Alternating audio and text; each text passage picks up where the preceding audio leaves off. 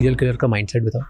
Serial killer का mindset, जैसे कि एग्जांपल ले लेते हैं टेड बंडी, आपने भी शायद सुना होगा टेड बंडी। तो सीरियल किलर का माइंडसेट ऐसे होता है कि आप स्माइल करोगे तो अगर मैं हूँ तो मैं भी आपको मिरर करके स्माइल कर दूंगा, पर वो जो डीपर लेवल पे आप इमोशंस फील कर रहे हैं वो यहाँ पे फीलिंग नहीं है। दूसरा, वो ये नहीं असेस कर पाएंगे कि आपको जो डैमेज हुआ उसका क्या इम्पैक्ट हो सकता है, क्योंकि यहाँ पे अंदर लिम्बिक ब्रेन, जिसको इमोशनल ब्रेन कहते हैं, उसका साइज यूजुअली छोटा होता है। और अगर आपका बड़ा है तो आप बहुत ज़्यादा इमोशनल होगे, दूसरों की चैरिटी भी करोगे आप जाके, ठीक है।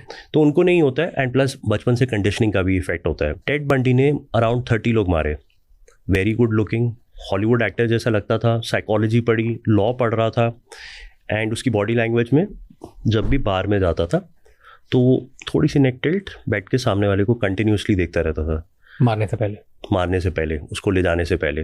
तो किसी भी लड़की को लगता था कि this guy has eyes for me, ये तो मुझे ही देखना चाहता है, और वो चार्म कर लेता था।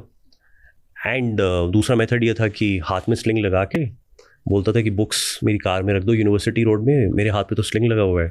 और वो जैसी लड़की उठा के कार में डालेगी बुक्स, उसमें अंदर से तो उसने डोर हैंडल तोड़ रखा है, वो कार में बंद, लड़की बंद, और उसको अंदर ही मार देगा।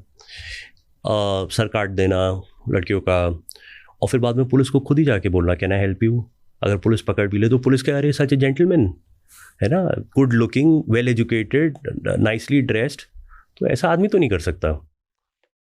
तो वो कोर्ट से भी भाग गए, पुलिस स्टेशन से निकल गए, लास्ट में जाके पकड़े गए। और इसको कहते हैं हेलो इफेक्ट इन साइकोलॉजी। वो होता है ना सर पे वो गोल्ड सर्कल, तो उनके अंदर वो हेलो इफेक्ट था कि लास्ट में तो जज जो थे अमेरिकन, उन्होंने तो ये भी बोला कि आई विश तुम लॉ प्रैक्टिस कर रहे होते तो मैं तुम्हें देखने के लिए, such a handsome man, I wish तुम वो प्रैक्टिस कर रहे होते ना कि ये मुझे डेथ सेंटेंस देते हो, दुख हो रहा है।